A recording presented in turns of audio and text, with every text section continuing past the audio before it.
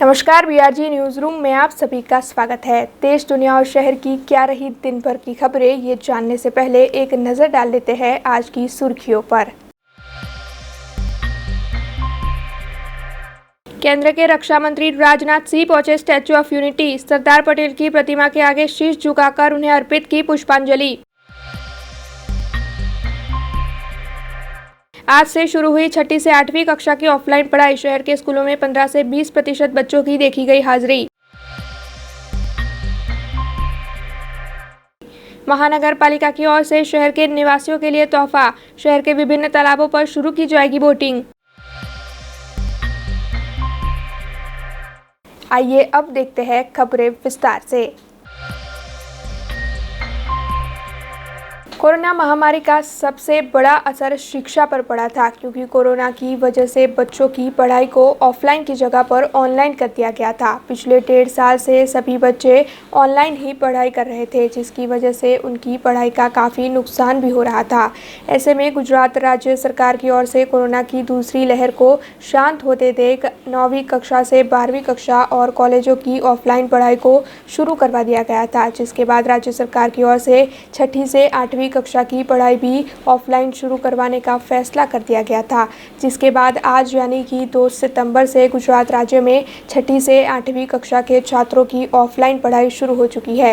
उसके पहले ही दिन आज शहर की स्कूलों में 15 से 20% छात्र ऑफलाइन पढ़ाई करते हुए नजर आए। हालांकि ऑफलाइन पढ़ाई के लिए अभिभावकों की मंजूरी ज़रूरी है। ऐसे में अभी भी अभिभावकों और छात्रों में कोरोना का डर देखने मिल रहा है। हालांकि स्कूलों की ओर से पूरी तरह से एहतियात बरतते हुए कोरोना गाइडलाइंस का पालन कर छात्रों को पढ़ाया जा रहा है। વાલીઓના જે કન્સેન્ટ લેટર આવ્યા હતા તેના બાળકો ધોરણ 6, 7 ને 8ના આજે વિદ્યાર્થીઓ આવ્યા છે। અમારી સંખ્યાના આધારે 15થી 20% જ બાળકો આજે શાળામાં આવ્યા છે। તમામ SOP અને COVID-19નું ગાઈડલાઇન્સનું પાલન કરેલું છે। વિદ્યાર્થીઓ આવ્યા છે તો એમને કોરોનાનો ખોફ તો છે જ, પણ તેમના મિત્રોને મળી અને ઓફલાઈન ઘણા વખત પછી આજે ટીચિંગ ચાલુ થયું તેનાથી તેઓ ઘણા જ આનંદમાં રહ્યા હતા। એમનું જોઈને અમને વિશ્વાસ છે કે બીજા વિદ્યાર્થીઓ પણ ધીરે ધીરે શાળામાં આવશે।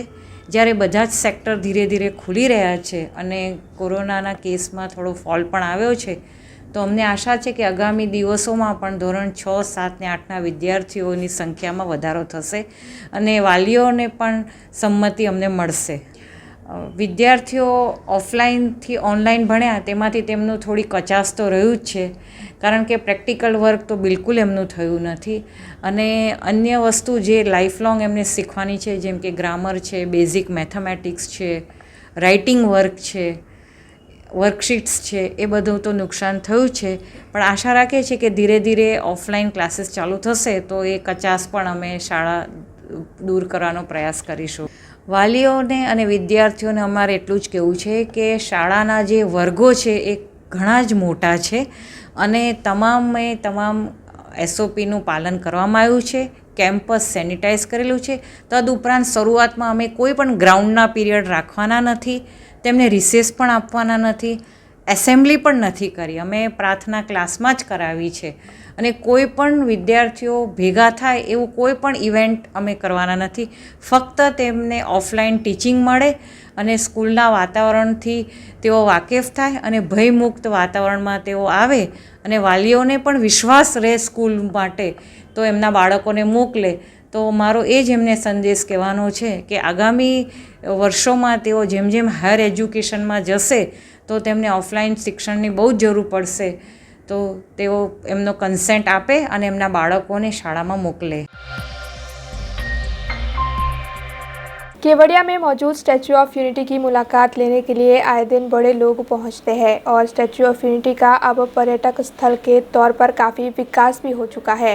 ऐसे में आज संरक्षण मंत्री राजनाथ सिंह और गुजरात राज्य के मुख्यमंत्री Vijay Rupani statue of unity पहुंचे। उनकी ओर से सरदार पटेल की प्रतिमा को पुष्पांजलि अर्पित कर उन्हें याद भी किया गया। नर्मदा के केवड़िया में मौजूद स्टैच्यू ऑफ यूनिटी की मुलाकात लेने के लिए केंद्रीय संरक्षण मंत्री राजनाथ सिंह और राज्य के मुख्यमंत्री विजय रूपाणी पहुंचे हैं, जिनकी कुछ तस्वीरें भी सामने आई है। और इन तस्वीरों में मुख्यमंत्री विजय रूपाणी और संरक्षण मंत्री राजनाथ सिंह सरदार पटेल की विराट प्रतिमा को पुष्पांजलि अर्पित करते हुए नजर आ रहे हैं। वैसे इस मौके पर उनके साथ सरकार के मंत्रिमंडल के सदस्य पुरुषोत्तम भाई रूपाला, भूपेंद्र यादव, राज्य के नायब मुख्यमंत्री नितिन भाई पटेल, गृह राज्य मंत्री प्रदीप सिंह जडेजा, सांसद CR पाटिल समेत कई बड़े अग्रणी भी जुड़े और इन सभी को स्टैच्यू ऑफ यूनिटी में पर्यटकों को आकर्षित करने के लिए चल रहे विभिन्न विकास के कार्य और प्रोजेक्ट के बारे में जानकारी भी मुहैया करवाई गई।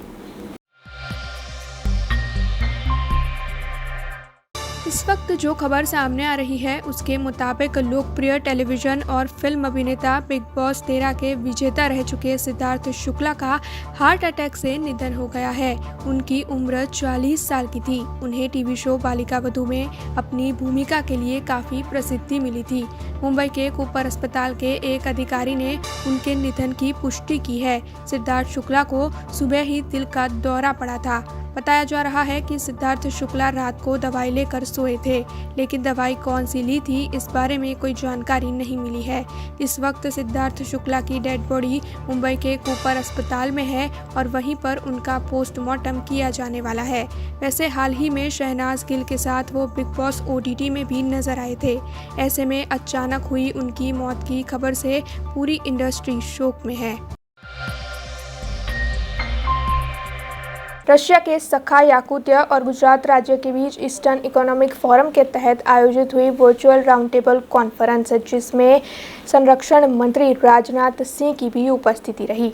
आज नर्मदा के केवड़िया में रशिया के सखा याकुत्य प्रजासत्ताक राज्य और गुजरात के बीच ईस्टर्न इकोनॉमिक फोरम के तहत वर्चुअल राउंड टेबल कॉन्फ्रेंस का आयोजन किया गया, जिसमें केंद्र सरकार के रक्षा मंत्री राजनाथ सिंह की विशेष उपस्थिति रही।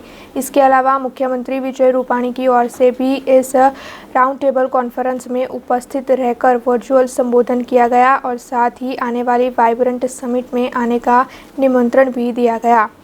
प्रधानमंत्री नरेंद्र भाई मोदी की अगुवाई में भारत को रशियन फार ईस्ट के साथ रीजनल कोलैबोरेशन को तेज़ी देने के लिए घड़े गए एक्ट फार ईस्ट में सहभागी होने का मौका गुजरात को भी मिला है, क्योंकि गुजरात भारत का सबसे ज़्यादा तेज़ी से आगे बढ़ने वाला राज्य है। ऐसे में आपको बता दें कि इस राउंड टेबल कॉन्फ्रेंस में गुजरात के डायमंड, फार्मास्यूटिकल, सिरामिक सेक्टर के अग्रणी उद्योगकार भी वर्चुअल प्लेटफॉर्म के माध्यम से जुड़े थे। मिनिस्टर पिछली बार 40 defence minister government of Gujarat ने इसके लिए मैं और हमारे गुजरात के निमंत्रण को राजनाथ सिंह जी, भारत सरकार और अगले साल एरो इंडिया का कार्यक्रम होता है। इस तरीके से का दुनिया में उसकी गति भी तेज होगी।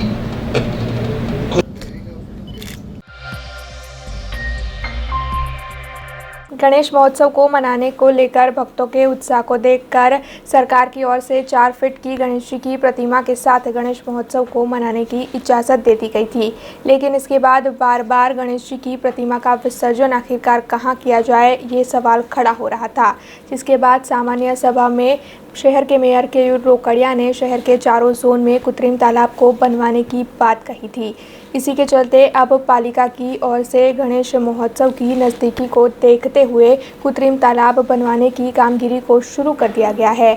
आज स्थायी समिति के चेयरमैन डॉक्टर हितेंद्र पटेल गोरवा में बन रहे कृत्रिम तालाब का जायज़ा लेने पहुंचे और साथ ही उनकी ओर से ये भी बताया गया कि भक्तों को किसी भी तरह की तकलीफ गणेश महोत्सव के दौरान ना हो, इस बात का पूरा ध्यान रखते हुए पालिका की ओर से कृत्रिम तालाबों को बनवाने की कामगिरी को जल्द से जल्द पूरा किया जाएगा और ज़रूरी हर सुविधा कृत्रिम तालाब के पास मौजूद करवाई जाएगी।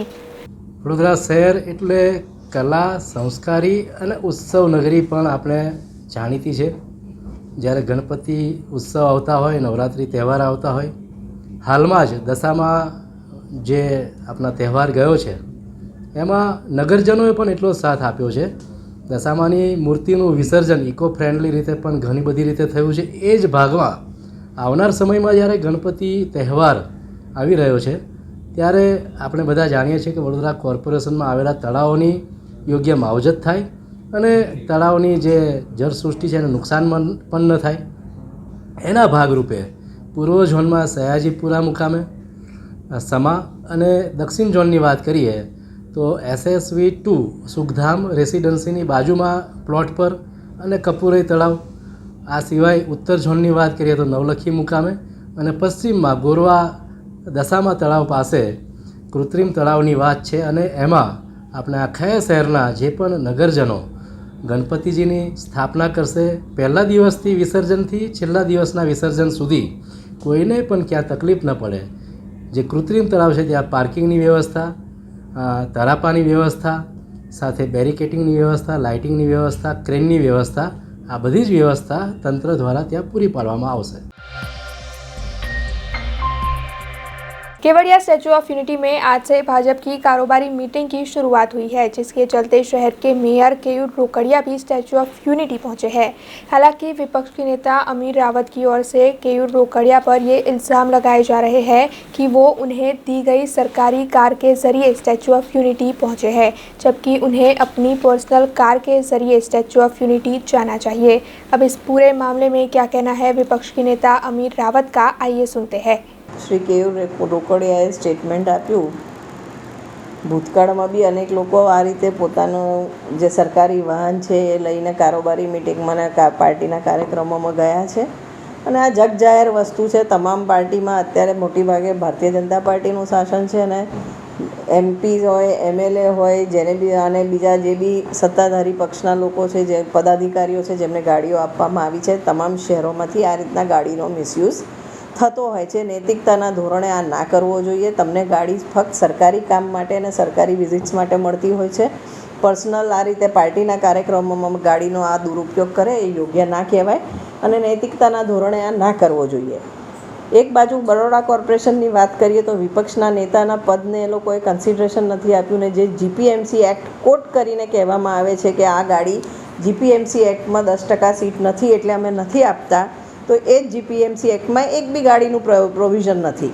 આ તમામ પ્રણાલિકાના ભાગરૂપે ગાડીઓ આવે છે અને જો GPMC એક્ટની વાત કરીએ અને પ્રણાલિકાના ભાગરૂપે તમે વિપક્ષને જે પ્રણાલિકાથી આપતા તે નથી આપતા અને પોતે 5 વૈભવી ગાડીઓ શાસક પક્ષ વાપરે, જેનો 1 કરોડ રૂપિયાનો ખર્ચ નાગરિકો પર પડે, તો એ પ્રણાલિકાના ભાગરૂપે તમને જો સરકારી કામમાં તમે ગાડી વાપરતા હોય તો બી ઠીક છે, પણ આ ગાડીઓ જો તમે આ રીતે પ્રાઇવેટ તમારા યુઝ માટે તમારા પાર્ટીના કાર્યક્રમોમાં વાપરતા હોય તો 100% બરોડા શહેરના નાગરિકો જોડે બી આ એક જાતનો અન્યાય કહેવાય. અને અમારી ડિમાન્ડ છે કે આ રીતની જો પછી ગાડીનો મિસયુઝ થતો હોય અને GPMC એક્ટની વાત હોય તો રૂલ્સ બધી પાર્ટીઝ માટે સેમ હોવો જોઈએ. જો તમે પ્રણાલિકા મુજબ વિપક્ષને ગાડી નથી આપી શકતા તો એ GPMC એક્ટ મુજબ તમે વિપક્ષને ગાડી નથી આપતા અને પ્રણાલિકા મુજબ નથી આપતા તો એ જ પ્રણાલિકા અને GPMC એક્ટનું ધ્યાન રાખી અને આ 5 ગાડી બી કોર્પોરેશન હસ્તક પાછી આપી. सरकार की ओर से रेन बसेरा को कब से शुरू करवा दिया गया है, लेकिन अभी तक उसमें कोई भी सुविधा ठीक से मुहैया नहीं करवाई गई है। ऐसे में वार्ड नंबर 13 के कॉरपोरेटर बालू सूर्वे की ओर से इस मामले प्रशासन पर कई सवाल उठाए जा रहे हैं।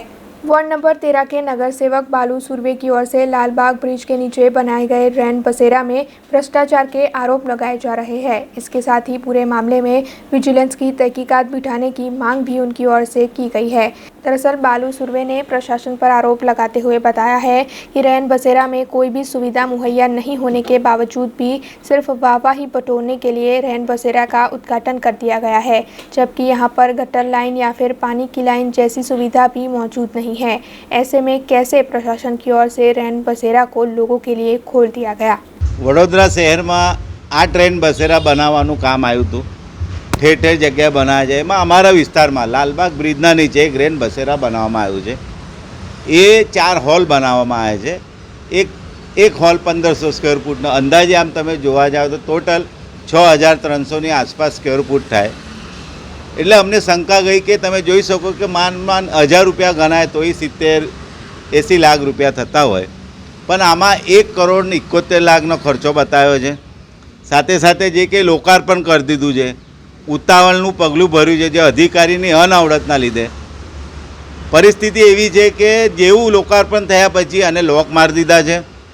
કેમ કે અંદર પાણીની લાઇનનું કનેક્શન નથી, ગટર લાઇન હજુ જોડાવામાં નથી આવી, અંદર જે પલંગો મૂક્યા છે એ પણ માંડ થોડા પલંગો આવ્યા છે, હજુ પૂર્ણ જે જોઈએ એવા નથી આવ્યા. બીજા વાસણ માટે બીજું એક કામ કંઈ 1.5 કરોડનું રેન બસેરા માટે આવ્યું છે, પણ હજુ વાસણો નથી. એટલે એના લીધે તમે જોઈ શકો કે ખરેખર રેન બસેરા ગરીબ મધ્ય બિચારા ફૂટપાથ પર રહેતા હોય, શ્રમજીવી લોકો રહેતા હોય, એમના લીધે બનાવવાના જે હેતુ છે કે આ ચોમાસાની સિઝન છે, ગરીબને શ્રમજીવી લોકો ફૂટપાથ પર સૂઈ જાય છે, એમના બાળકો વરસાદમાં રખડતા હોય, એટલે એમના લીધે જે હેતુથી આપણે બનાવ્યું છે એટલું ઉતાવળ પગલું ભરીને આપણે લોકાર્પણ કર્યું છે. તો વહેલી તકે જે કંઈ લોકો માટે બનાવ્યું છે એ લોકોને વહેલી તકે જે કંઈ સામાન બાકી છે વહેલી તકે લાવીને ગરીબ લોકોને શ્રમજીવી લોકો એનો ઉપયોગ કરે, એના લીધે અમે માગણી. અમે અગાઉ પણ પત્ર લખ્યું છે કે અમને શંકા જાય છે, આટલી 1000 રૂપિયાનો ભાવ ગણાય એટલે 3 ગણો ભાવ આપ્યો છે, એટલે શંકાના લીધે અમે વિજિલન્સની બી માંગ કરી છે, કમિશનરશ્રીને પત્ર લખ્યો છે અને મેયરશ્રીને બી. शहर में मौजूद मध्यवर्ती स्कूल में वैक्सीनेशन सेंटर कार्यरत है, जहां पर कल वैक्सीन लगवाने के दौरान एक सीनियर सिटीजन के साथ वार्ड नंबर 13 के प्रमुख नलिन पोथीवाला की ओर से धक्का मुक्की की गई होने के आरोप लगाए जा रहे हैं। हालांकि इस मामले में पूरी बात जानने की कोशिश करने पर सीनियर सिटीजन के बेटे की ओर से ये बताया गया है कि जब वो वैक्सीन लेने के लिए जा रहे थे उसी दौरान ये पूरा हादसा हुआ और सीनियर सिटीजन के साथ नलिन पोथीवाला की ओर से धक्का मुक्की की गई, जिसके बाद उनके पैर में चोट भी आई। કાલે એવું થયું છે, કાલે અમે વેક્સિનેશન લેવા ગયા હતા મારી મમ્મી માટે, બરાબર ને સરકારની ગાઈડલાઈન પ્રમાણે એવું છે કે 45 વર્ષની ઉંમરના હોય તેમને રજિસ્ટ્રેશનની જરૂર નથી. કાલે અમે એવી રીતે જ ગયા હતા, ત્યાં અમને એવું કીધું કે સિનિયર સિટીઝનની લાઈન અલગ છે જ કે તમને એક એક કરીને બોલાવવામાં આવશે. તો મારી મમ્મીને તે બેસાડ્યા હતા. પછી 45 પ્લસના જેટલા અમારી આગળના હતા, બરાબર છે, એમને અચાનક જ આવે છે ને તૈયારીમાં એમને અંદર લઈ લીધા. એટલે મેં એમને એવી રીતે કહેવા ગયો કે અડધો કલાકથી બેઠા છે, બરાબર, તમે અમને ક્યારે લેશો? તો એ ભાઈ મને દાદાગીરીથી વાત કરવા લાગ્યા, મને કહે છે તું મને ના શીખવાડીશ, બરાબર છે. એટલે મેં કીધું કે તમે શાંતિથી વાત કરો, પબ્લિક જોડે બોલવાની તમીઝ છે કે નહીં તમને? એટલે પછી મને હાથ ખેંચીને અંદર વેક્સિનેશન સેન્ટરમાં બતાવવા લાગ્યા કે ચાલ તું મને બતાવે કે અમે કશું કર્યું નથી એમને, કેમ કે મારી આંખોની સામે જે છે પ્રત્યક્ષ મેં તમને કહ્યું. એટલે પછી મારે હાથ ખેંચીને ઝપાઝપી કરવા લાગ્યો. એટલે મારી મમ્મી ગભરાઈ ગઈ. એટલે પછી મને મમ્મી હાથ પકડીને બહાર લેવા ગઈ ને પછી કે આપણે નથી લેવું બેટા, કે આપણે હમણાં મરી નથી જવાના, આપણને હમણાં વેક્સિનેશન લેવાની જરૂર નથી, આપણે અહીંયા નહીં લેવું, આપણે એવું વસ્તુ તો પછી આવીશું. એટલે મારી મમ્મીને એકચ્યુઅલી ગભરાઈ ગઈ હતી. એમને પેલો જે ઊંચો ઓટલો છે ત્યાં સ્કૂલ પાસે, એમને એવું હતું કે દાદરો ત્યાં છે પણ નહોતો, એને અચાનક ઉતરવા ગયા ને એમાં ગભરાઈને પડી ગયા. એ પડી ગયા છે, તેમના પગમાં હવે ચલાય એવી શક્યતા નથી. કાલે અમે તાત્કાલિક સારવાર માટે દવાખાને લઈ ગયા હતા, ત્યાં એક્સરે બી પડાયો છે. ડૉક્ટરે કીધું કે પગના સ્નાયુઓ ખેંચાયા છે, એમને દવા બધી આપી છે. પણ મારું કહેવું એટલું જ છે કે તમે જ્યારે પબ્લિકની સેવા આપતા હો, બરાબર, તો એમને પ્રોપર તમે ગાઈડલાઇન્સ આપો, કાં તો પછી તમે એમને વ્યવસ્થિત રીતે સમજાવો, જેથી કરીને પબ્લિક બી તમને સપોર્ટ આપે ને તમે બી પબ્લિકને સપોર્ટ કરીને વાત કરો. મારી હમણાં એટલી જ વિનંતી છે કે જે કંઈ માણસ ત્યાં હમણાં ઊભો છે એને ત્યાંથી તાત્કાલિક હટાવી દેવામાં આવે. એ એકચ્યુઅલી નામ ભાજપનો કાર્યકર્તા છે એવું જાણવામાં આવ્યું છે. એમનું નામ મને હમણાં ખબર નથી. મારું નામ જયદીપ પરદેશી છે, મારી માતાનું નામ છે અંજનાબેન પરદેશી. હું અહીંયા સુરતકરની ગલીમાં રહું છું.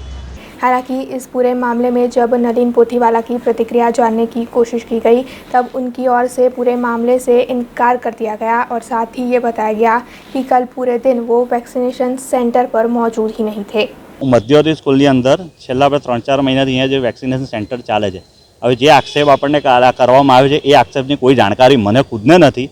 આ કંઈક કાલે બનાવ બનેલો હતો અહીંયા આગળ, એ બેન કંઈક અહીંયા વેક્સિન મુકાવવા આવ્યા હતા અને બેનને કંઈક ઉતરવા ગયા તો પડી ગયા હતા, એવી જાણકારી હમણાં મને મળી છે. અને આવતીકાલના જે અહીંયા આગળ વેક્સિન સેન્ટર હતો, કાલે તો આવતીકાલે હું અહીંયા સ્થળ પર હતો જ નહીં, તો ગઈકાલે તારીખના રોજ હું 1 તારીખ હતી, 1 તારીખે હું હતો જ નહીં. અને આ સ્થળ પર મારી કોઈ અહીંયા આગળ એવી કોઈ અનિવાર્ય કોઈની સાથે બની નથી અને મારા નામની ખોટી આક્ષેપબાજી કરીને અહીંયા આગળ ખોટો મેસેજ કરવામાં આવે છે.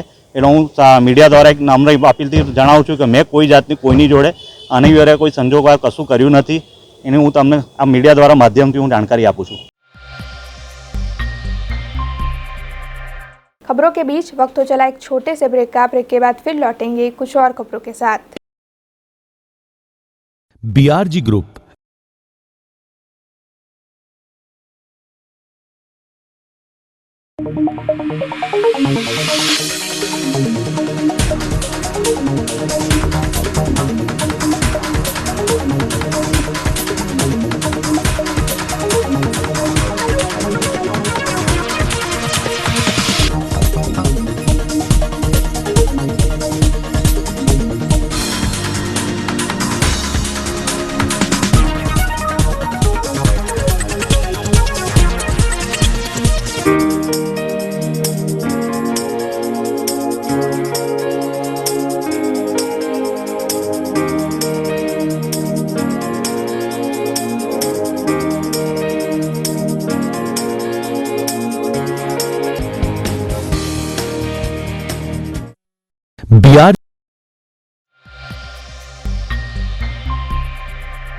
ब्रेक के बाद बीआरजी न्यूज रूम में आप सभी का स्वागत है।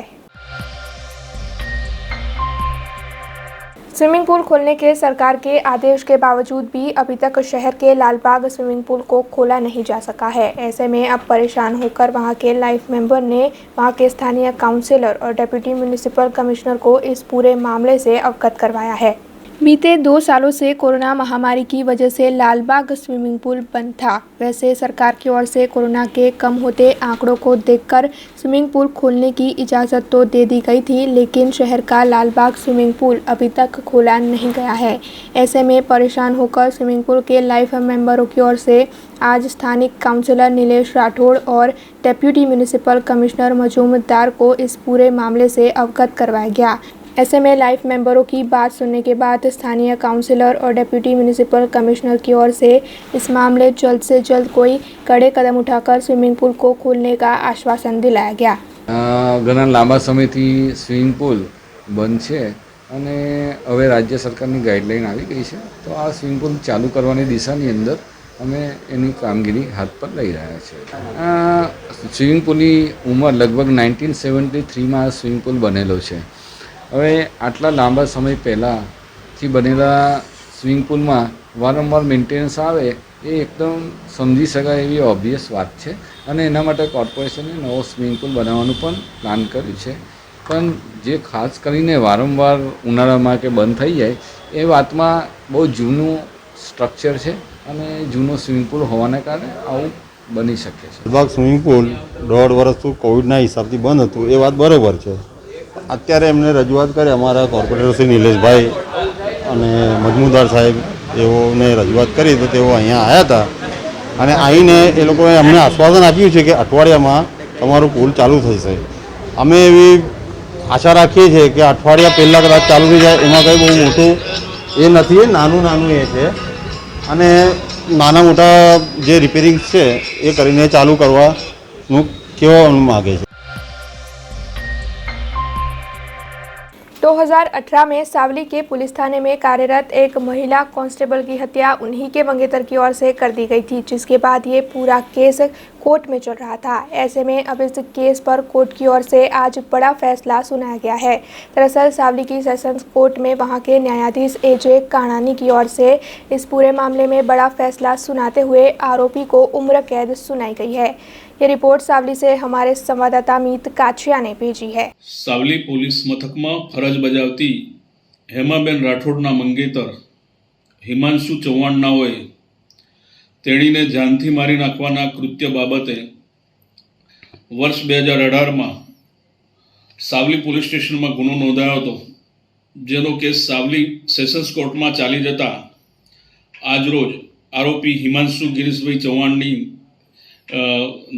વિરુદ્ધમાં નામદાર કોર્ટે આજીવન કેદ અને રૂપિયા 1 લાખ દંડની સજા ફટકારેલ છે અને નામદાર કોર્ટે આ બાબતે વિગતવાર તેના 112 પાનના ચુકાદામાં સર્કમસ્ટન્શિયલ એવિડન્સ પર આધાર રાખીને એફએસએલના નિષ્ણાતો દ્વારા જે તપાસ કરેલ છે તેના પર વિશ્વાસ રાખીને તેમજ પ્રોસિક્યુશનની જે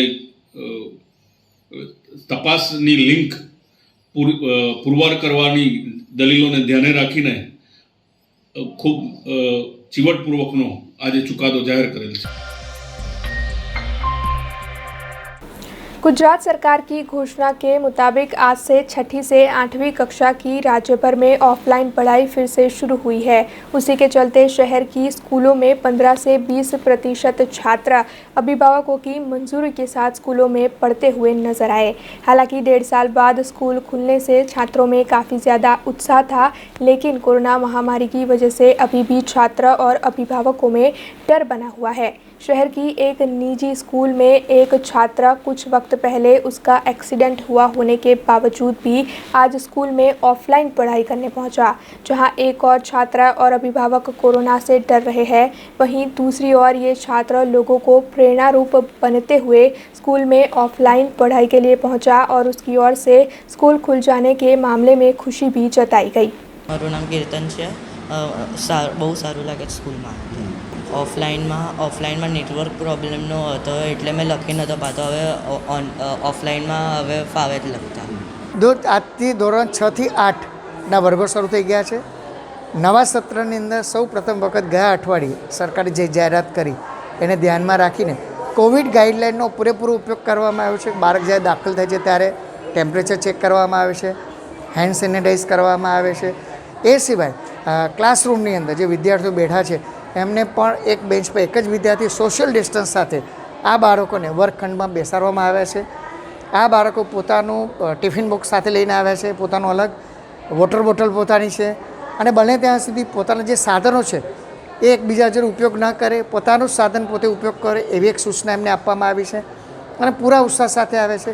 અમારા અંગ્રેજી માધ્યમની અંદર ધોરણ 6નો એક વિદ્યાર્થી છે જેઓ હમણાં જ થોડા સમય પહેલાં એક નાનું સરખું ઓપરેશન થયું અને ખાસ ગોળીના સહારાથી એ આવ્યો છે અને આ વિદ્યાર્થી અમારા સમગ્ર અંબે વિદ્યાલય જય અંબે વિદ્યાલયનો એક આઇકોન છે કે આ વિદ્યાર્થી એવો છે જે અત્યારે ચાલી શકવાની સ્થિતિમાં નહીં હોવા છતાં પણ વિદ્યાર્થી આવી બાકીના વિદ્યાર્થીને માટે ખાસ પ્રેરણારૂપ છે કે ઓનલાઈન કરતાં ઓફલાઈન માટે આ વિદ્યાર્થી આવ્યો છે. આ વિદ્યાર્થીના પેરેન્ટ્સને પણ અમે બિરદાવીએ છીએ અને વિદ્યાર્થીને પણ બિરદાવીએ છીએ કે ના, ઓફલાઈન માટે આવ્યો છે તો શાળામાંથી કંઈક પણ નવું સારું શીખીને જશે. पालिका की ओर से शहर के विभिन्न तालाबों पर ब्यूटिफिकेशन की कामगिरी को पहले ही खत्म कर दिया गया था, जिसके बाद शहर के हरनी तालाब पर तो बोटिंग के साथ साथ अन्य कई आकर्षण भी खड़े किए गए थे. हालांकि अब अन्य तालाबों पर भी ब्यूटिफिकेशन की कामगिरी को पूरी तरह से पूर्ण कर बोटिंग की सुविधा खड़ी करने की कोशिश पालिका की ओर से की जा रही है. उसी के चलते अब टेंडर की प्रक्रिया शुरू की जाएगी और जिन जिन तालाबों पर बोटिंग की प्रक्रिया शुरू हो सकती है ऐसे तालाबों पर बोटिंग शुरू करने की कवायद जल्द ही पालिका की ओर से शुरू हो जाएगी. इसी मामले आज स्थायी समिति के चेयरमैन डॉक्टर हितेंद्र पटेल की ओर से ज़्यादा जानकारी दी गई है. વડોદરા શહેરમાં આવેલા જેટલા તળાવ છે એ બધા જ તળાવમાં જે રીતે બ્યુટિફિકેશન આગવી ઓળખની ગ્રાન્ટમાં ગુજરાત સરકારની ગ્રાન્ટમાંથી થયેલું હતું એના ભાગરૂપે એક પીપીપી મોડમાં હરની મુકામે આવેલ લેક ઝોન છે ત્યાં બોટિંગ અને अन्य સુવિધાઓ પણ ઉપલબ્ધ છે. એ જ પ્રકારે આખા શહેરમાં જ્યાં જ્યાં સુરસાગર છે, કમલાનગર છે, હરની બીજું તળાવ છે, સમા છે, ગોત્રી છે, તરસાલી છે, જ્યાં બોટિંગની વ્યવસ્થા ઉપલબ્ધ થઈ શકતી હોય છે ત્યાં આપણે આ કાર્યક્રમ આવનાર સમયમાં ટેન્ડરિંગ પ્રક્રિયાથી જે લોકો આમાં ભાગ લેશે એમને પૂર્તતા કરીને શહેરીજનોને મનોરંજનનું એક વ્યવસ્થા ઊભી કરવાની દિશામાં અને કોર્પોરેશનની પણ થોડી આવક વધે એ દિશામાં કામ કરશું. चंद महल में सिटी बस सेवा कार्यरत है, जहां पर 5 से 20 मिनट के अंदर अंदर बसों की आवाजाही तय है, लेकिन फिर भी एक घंटे तक वहां पर सिटी बस पहुंचती नहीं है, जिसकी वजह से मुसाफरी करने वाले लोगों को काफ़ी दिक्कतें होती है. इसके अलावा वहां पर बस की टाइमिंग के बोर्ड भी नहीं लगाए गए हैं, जिसकी वजह से शहर के नागरिकों को सिटी बस की सेवा ठीक से मुहैया नहीं हो पा रही है. हालांकि इस वक्त मेयर के आदेश पर ऐसी 15 बसें स्टैच्यू ऑफ यूनिटी भेजी गई है. ऐसे में विपक्ष की नेता अमीर रावत की ओर से इस पूरे मामले में भ्रष्टाचार के आरोप लगाते हुए कई सवाल खड़े किए गए हैं. કોર્પોરેશનની વાત કરીએ તો આજથી 3 વર્ષ પહેલાં 2017 પહેલાં જે સિટી બસ સર્વિસીસ હતી એમાં વર્ષે 7 થી 8 લાખ રૂપિયા કોર્પોરેશનને આવક હતી. હવે દર મહિને 1.25 કરોડ રૂપિયા જેવા પર કિલોમીટર 18 રૂપિયા લેખે કોર્પોરેશન સામેથી સિટી બસ સર્વિસીસ પ્રોવાઈડ કરનાર એજન્સીને આપે છે. એવા સંજોગમાં આજે જે આપણે 160 બસનો કરાર કર્યો છે એની સામે ફક્ત 110 બસ એમના કહેવા પ્રમાણે ચાલુ છે. એકચ્યુઅલ કેટલી છે ખ્યાલ નથી, કારણ કે જીપીએસનું જે મોનિટરિંગ છે આપણા કોર્પોરેશનના સિટી કમાન્ડ કંટ્રોલમાં છે અને આ સોફ્ટવેરનો ભરોસો કેટલો હજી ખ્યાલ નથી. ને કોર્પોરેશને બહુ મોટા ઉપાડે આઈટીએમએસની વાત કરેલી 200 કરોડનો ઇન્ટિગ્રેટેડ ટ્રાન્સપોર્ટ મેનેજમેન્ટ સિસ્ટમનો જે આખો પ્રોજેક્ટ હતો એ પ્રોજેક્ટમાં ફક્ત 75 બસમાં અત્યારે એમની સિસ્ટમ નાખી છે, એ બી એક્ટિવ નથી. અત્યારે એ 75 બસમાં બી આપણે ટાઈમ શેડ્યુલ બસ સ્ટોપ્સ પર ને બધા ડિસ્પ્લે નથી થતો.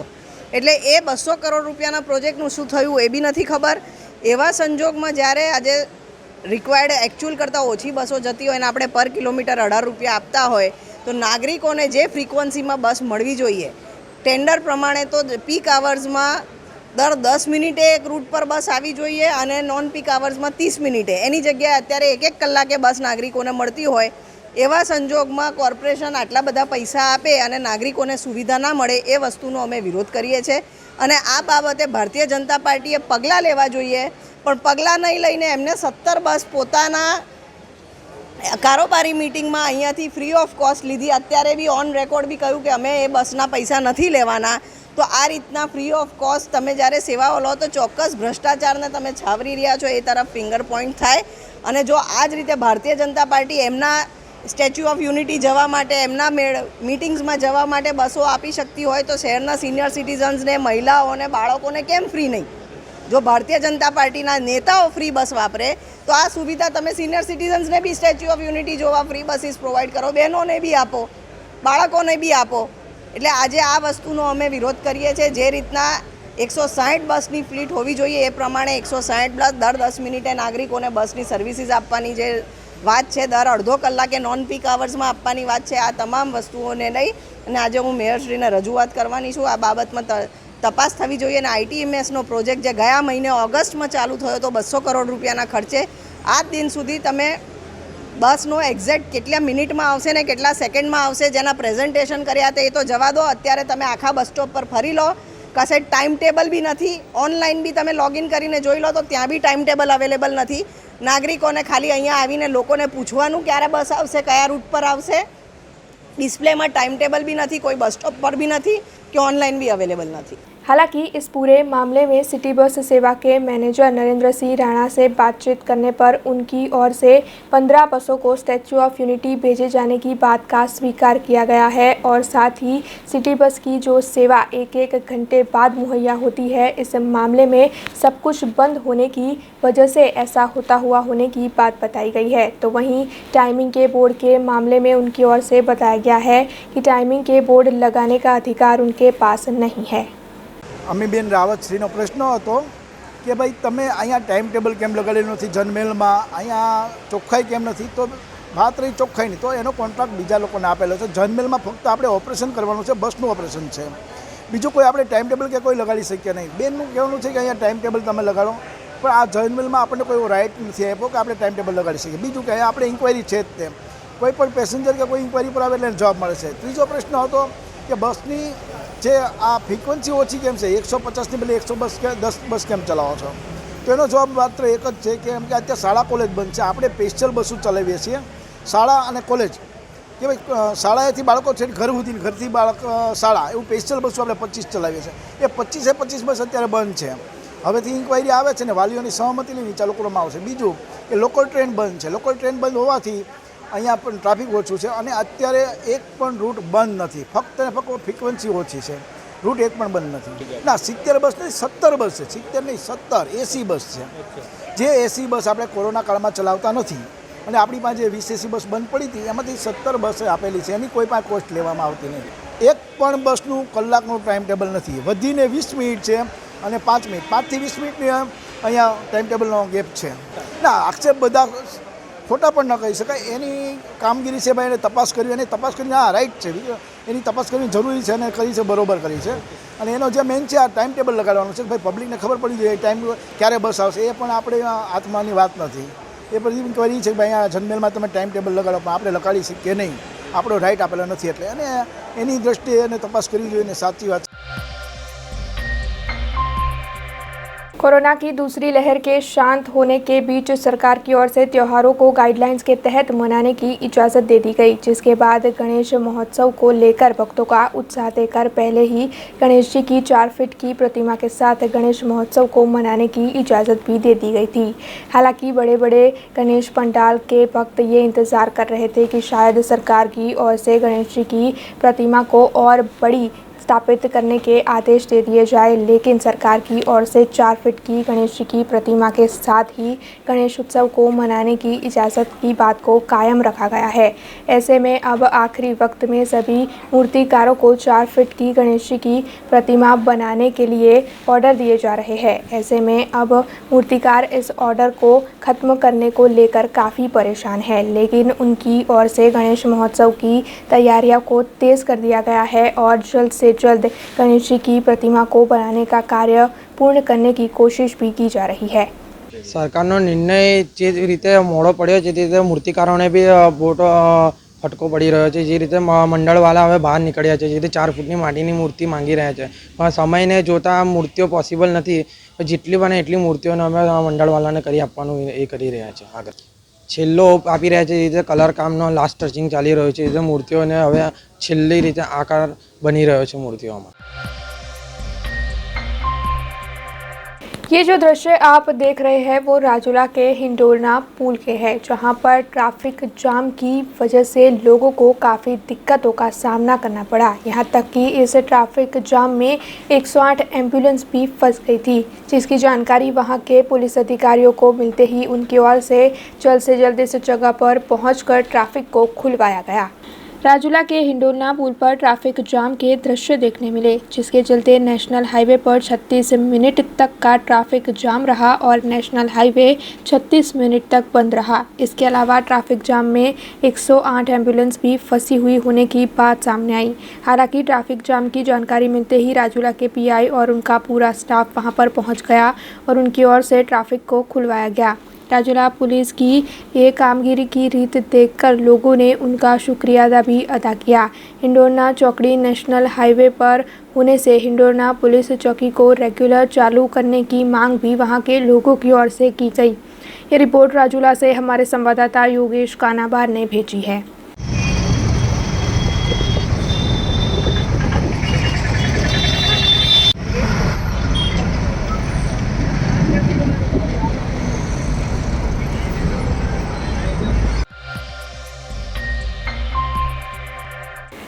काफ़ी वक्त से बंद रही बारिश ने जूनागढ़ में फिर से एंट्री कर जूनागढ़ जिले को पानी पानी कर दिया है। दरअसल जूनागढ़ जिले में अब तक 4 से 12 इंच बारिश दर्ज की गई है, जिसकी वजह से वहां के कई इलाकों में जलभराव देखने मिल रहा है। लेकिन इस बारिश की वजह से वहां के किसान काफ़ी ज़्यादा खुश है, क्योंकि बारिश के चलते अब फसल को नया जीवन दान मिला है।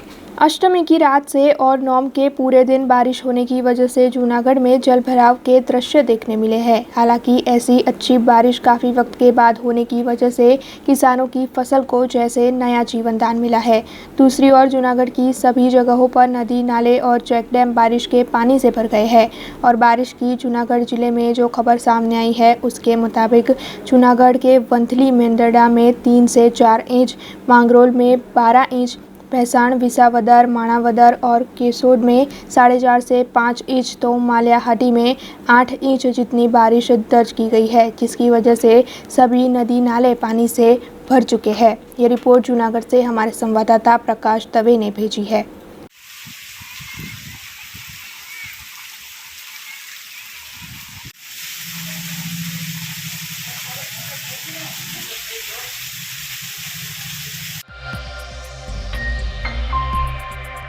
जूनागढ़ के विसावदर के सुखपुर गांव में लेउआ पटेल समाज की वाड़ी का आज खात मुहूर्त किया गया, जिसमें वहां के सभी अग्रणी और पदाधिकारियों की उपस्थिति रही। दरअसल इस वाड़ी की मदद से अब वहां के समाज के लोग एक दूसरे के साथ घुल मिलकर कई सामाजिक कार्यक्रमों का आयोजन कर पाएंगे। विसावदर के सुखपुर गांव में लेउआ पटेल समाजवाड़ी के निर्माण का संकल्प किया गया था, जिससे वहां के लोगों को सामाजिक कार्यक्रमों के लिए जगह मिले और लोगों के एक दूसरे के साथ संबंध अच्छे बने। जन्माष्टमी के पावन दिन पर विसावदर तालुका के सुखपुर गांव में मातृश्री कुंवरबेन रामजीभाई रामाणी लेउआ पटेल समाज भवन का खात मुहूर्त किया गया, जिसमें वहां के सभी अग्रणी और पदाधिकारियों की उपस्थिति रही। ये रिपोर्ट जूनागढ़ से हमारे संवाददाता प्रकाश दवे ने भेजी है। આજે જન્માષ્ટમીના પવિત્ર દિવસે અમારા સુખપુર ગામમાં આજે ખૂબ જ એક સુંદર કાર્ય પાટીદાર ભવનનું નિર્માણ થવા જઈ રહ્યું છે, ત્યારે ખાસ એક સારી વાત એ છે કે અત્યારે જે પણ બિલ્ડિંગ બનવાનું છે અથવા ભવન બનવાનું છે તેના સંપૂર્ણ દાતા ગામના જ રહેવાસીઓ છે। આજ સુધી હજી કોઈની પાસે ફંડ માટે કે દાન માટે હજી કોઈની પાસે હાથ લાંબો નથી કર્યો, તેમ છતાં પણ આ ભવનના નિર્માણનું જે પણ ખર્ચ થશે એ મોટા ભાગનો ખર્ચની પણ વ્યવસ્થા થઈ ગઈ છે। બીજું કે સમાજ ભવનની સાથે સાથે ઘણા બીજા ઉદ્દેશો છે કે ભવિષ્યમાં સમાજ ભવન ઊભું થાય પછી શૈક્ષણિક કાર્યને લગતી કઈ વ્યવસ્થા હશે, આરોગ્યની વ્યવસ્થા હશે, એના માટે પણ અમારા બધા ટ્રસ્ટીઓ ચિંતિત છે અને આનો લાભ ફક્ત સુખપુર ગામને નહીં પરંતુ આજુબાજુના વિસાવદર તાલુકાના ઘણા બધા ગામોને લાભ મળે એવી વ્યવસ્થાનું પણ અમારું પ્લાનિંગ છે અને આ પ્લાનિંગમાં કૃષ્ણ કનૈયાલાલ ભગવાન અમને બધાને सारी रीते आशीर्वाद आपे एवी प्रार्थना। पिछले 1.5 साल से कोरोना की वजह से बच्चे ऑनलाइन पढ़ रहे थे और ये सभी बच्चे जल्द से जल्द अपनी स्कूल खुलने का इंतज़ार भी कर रहे थे। ऐसे में राज्य सरकार की ओर से 2 सितंबर यानी कि आज से 6ठी से 8वीं कक्षा की ऑफलाइन पढ़ाई शुरू करवाने की मंजूरी दे दी गई थी, जिसके बाद आज से स्कूलों में बच्चों की चहल पहल देखने मिली है।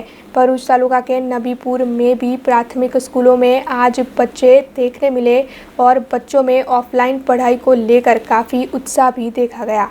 23 मार्च 2020 से हुए लॉकडाउन के चलते बच्चों की ऑफलाइन पढ़ाई को बंद करवा दिया गया था, जिसके बाद बच्चे ऑनलाइन ही पढ़ रहे थे। ऐसे में स्कूल के सभी बच्चों को कोरोना की वजह से जैसे एक लंबा वैकेशन मिल गया था, वैसे दूसरी लहर के शांत होने के बाद सरकार की ओर से 9वीं से 12वीं कक्षा और कॉलेजों की ऑफलाइन पढ़ाई को शुरू करवा दिया गया। इसके बाद अब आज से 6ठी से 8वीं कक्षा की ऑफलाइन पढ़ाई भी राज्य भर में शुरू कर दी गई है, जिसके तहत भरूच के नबीपुर की स्कूलों में आज बच्चे उत्साह के साथ ऑफलाइन पढ़ाई करते हुए नजर आए। स्कूल के पूरे स्टाफ और शिक्षकों की ओर से छात्रों का पुष्प देकर स्वागत भी किया गया। हालांकि इस दौरान कोरोना से जुड़ी हर गाइडलाइन का पालन कर एहतियात भी बरते जा रहे हैं। ये रिपोर्ट भरूच से हमारे संवाददाता तस्लीम पीरावाला ने भेजी है। नमस्कार। સરકારશ્રીની ગાઈડલાઈન મુજબ આજરોજ ધોરણ 6 થી 8ના બાળકોને ઘણા સમય પછી શાળાએ આવવા માટે સરકારે મંજૂરી આપી છે। તે અંતર્ગત નબીપુર કુમાર શાળામાં ધોરણ 6 થી 8ના ઘણા બાળકોએ આજે હાજરી આપી છે। બાળકોને સેનેટાઈઝરથી હાથ ક્લીન કરી અને ગુલાબ આપીને બાળકોનું સ્વાગત કરવામાં આવ્યું છે અને દરેક બાળકોને માસ્ક પહેરીને અને સોશિયલ ડિસ્ટન્સ રાખવાનું એ બાબતે પણ સલાહ આપીને શાળામાં પ્રવેશ કરે અને વર્ગમાં બેસીને અભ્યાસ કરે અને અગાઉ હવે કોઈ પણ જાતનો પ્રોબ્લેમ ના આવે, શાળા નિયમિતપણે ચાલુ રહે એવી બાળકોને શુભેચ્છા અને સરકારશ્રીના દરેક નિયમોને આપણે અનુસરીશું તેવી દરેકને સૂચન કરેલું છે। ગુડ મોર્નિંગ, મારું નામ છે લીઝા સલીમ અફીરવાલા અને હું પ્રાથમિક કન્યા શાળા નબીપુરમાં અભ્યાસ કરું છું। આજે લગભગ 1.5 વર્ષ બાદ અમારી શાળાઓ ખુલી છે, તે બદલ હું સરકારની ખૂબ આભારી છું। આજે 1.5 વર્ષ બાદ મેં મારા શિક્ષકોને, મારા મિત્રોને મળી છું અને આજે અમારી શાળાઓ ઓનલાઈન ચાલતી હતી અને હવે ઓફલાઈન શરૂ થશે તેનો મને ખૂબ આનંદ છે। અમારા શિક્ષકો અમને ઓનલાઈન પર ખૂબ જ સારી રીતે ભણાવતા હતા, મને સમજાવતા હતા, અમારું શહેરી શિક્ષણ પણ લેતા હતા, જેમાં મેં સોશિયલ ડિસ્ટન્સિંગનું પાલન કરતા, માસ્ક પહેરતા અને હાથને પણ સેનિટાઈઝ કરતા અને હવે અમારી શાળાઓ ખુલી ગઈ છે તો પણ અમે સોશિયલ ડિસ્ટન્સિંગનું પાલન કરીશું, માસ્ક પહેરીશું અને પોતાના હાથને પણ સેનિટાઈઝ કરીશું અને અમે એ પણ ધ્યાન રાખીશું કે બીજા બધા પણ સરકારની આપેલી ગાઈડલાઇનને ફોલો કરે ને હું સરકારની ખૂબ જ આભારી છું કે તેમણે અમારી સ્કૂલો ઓનલાઈનથી ઓફલાઈન શરૂ કરાવી દીધી છે। Thank you. નમસ્કાર। આજે એટલે કે 2 સપ્ટેમ્બરના રોજ નબીપુર કુમાર શાળાના હું વિદ્યાર્થી છું, ત્યારે આજે ધોરણ 6, 7 ને 8નો વર્ગો શરૂ થઈ ગયા છે તો સરકારનો ખૂબ ખૂબ આભારી છું, કારણ કે અમે 1.5 વર્ષ પછી અમારા ફ્રેન્ડ અને ટીચરો સાથે મળીને અમને ખૂબ ખૂબ આનંદ થયો। અમને ઓનલાઈનમાં ભણવાની બહુ તકલીફ હતી તો પણ અમે જેમ તેમ કરીને અમે ઓનલાઈન ભણી લીધું। હવે વર્ગો શરૂ થઈ ગયા છે તો અમે હવે ઓફલાઈન પહેલી જ રીતે ભણીશું। હવે હું ગાઈડલાઈન મુજબ હાથ સેનિટાઈઝર કરીશ, માસ્ક પહેરીશ, અમે બધા એક સાથે મળીને ભણીશું તો હું સરકારનો ખૂબ ખૂબ આભારી છું। નમસ્કાર। खबरों का सिलसिला खत्म करने से पहले आइए नजर डाल लेते हैं आज की कुछ खास खबरों पर। केंद्र के रक्षा मंत्री राजनाथ सिंह पहुंचे statue of unity. Sardar Patel की प्रतिमा के आगे शीश झुकाकर उन्हें अर्पित की पुष्पांजलि। आज से शुरू हुई 6ठी से 8वीं कक्षा की ऑफलाइन पढ़ाई। शहर के स्कूलों में 15 से 20% बच्चों की देखी गई हाजिरी। महानगर पालिका की ओर से शहर के निवासियों के लिए तोहफा। शहर के विभिन्न तालाबों पर शुरू की जाएगी बोटिंग। देश दुनिया और शहर से जुड़ी कुछ और खबरें लेकर फिर लौटेंगे। तब तक दीजिए BRG टीम को इजाजत। धन्यवाद। अब खबरों से लगातार अपडेट रहना हुआ आसान। BRG न्यूज आपके मोबाइल स्क्रीन पर। आज ही BRG न्यूज की mobile app Google play store और ऐप स्टोर से डाउनलोड करें और खबरों से लगातार जुड़े रहें।